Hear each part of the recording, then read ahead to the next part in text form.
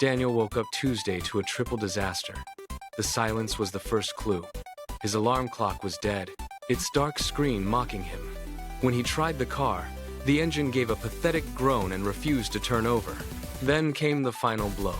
A digital notification pinged on his phone, announcing his own funeral for this coming Friday.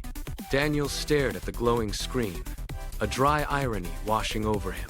Finally, he whispered to the empty room, "Something I can actually be early for."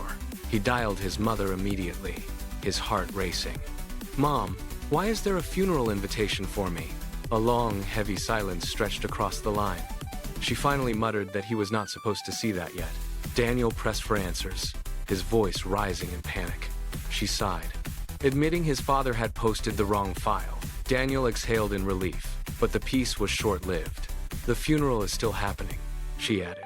"It is for your uncle." Daniel checked the invite again. His name was in massive, bold letters. "Too many Daniels," he grumbled. Friday arrived. Daniel stood in the church aisle, trying to be a pillar of support. The priest took one look at the coffin, then at Daniel, and dropped his prayer book with a loud thud. "I thought you were dead," the priest stammered, his face turning a ghostly shade of white. Daniel offered an awkward shrug. "So did I." The service proceeded, but the priest was clearly rattled. During the eulogy, he began reciting Daniel's life story instead of his uncle's.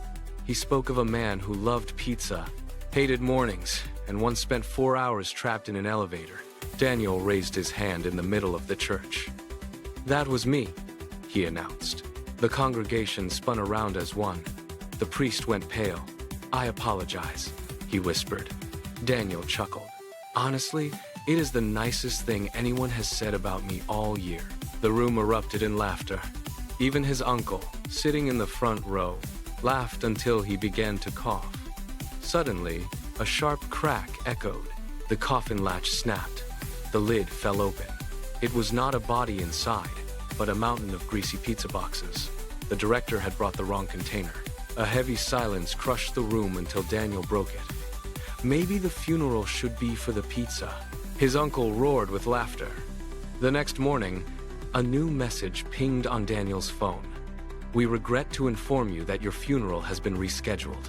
Daniel typed back, "Please cancel it. I am busy being alive." His mother replied instantly, "Fine, but we are still keeping the cake." Daniel stared at the screen and smiled. At least someone in this family had their priorities straight. He put his phone down, finally ready to start his Tuesday, or whatever day it was.